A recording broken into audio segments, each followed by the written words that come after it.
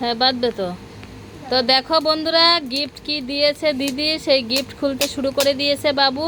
এই গিফটটাও জানতো এটা কি ছিল, এই গিফটটাও জানতো, ঠিক আছে? এটা আমার কাছে চেয়েছে আর ওটা আমার কাছে চাইনি, ওটা আমি মানে এটা আগে থেকে তোমরা কেনা দেখতে আছে থাকো আর কি এটা গিফট দিয়েছে।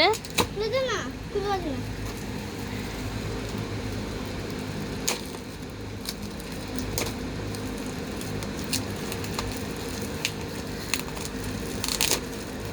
তো এটা আমিও জানি না ও কি গিফট কিনেছে। ওয়াও! ডোমসের কালার বক্স।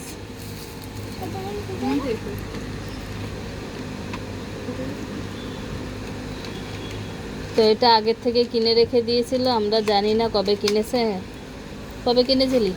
ঠিক আছে, পছন্দ হয়েছে বাবু? হ্যাঁ। এবার এটা খুল।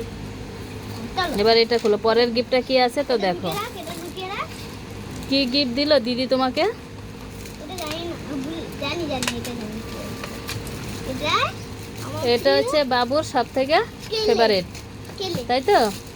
এটা ওয়াও, আমার দেখো। এটা দিয়ে আমি কিছু বানাবো। হ্যাঁ সুপার ক্লে। সুপার ক্লে একদম। দেখো পাততে এগুলো।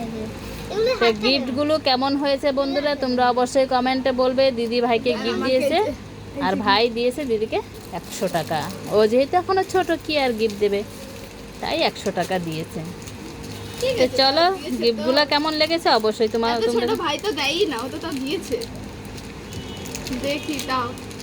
এই খুলতে লাগবে, এইটা খুলতে লাগবে। তো বাবু কিন্তু এই গিফটটা পেয়ে খুব খুশি, এটা পেয়ে, এটা খুব ওর পছন্দের গিফট। নিতে থাকে। তো চলো টাটা।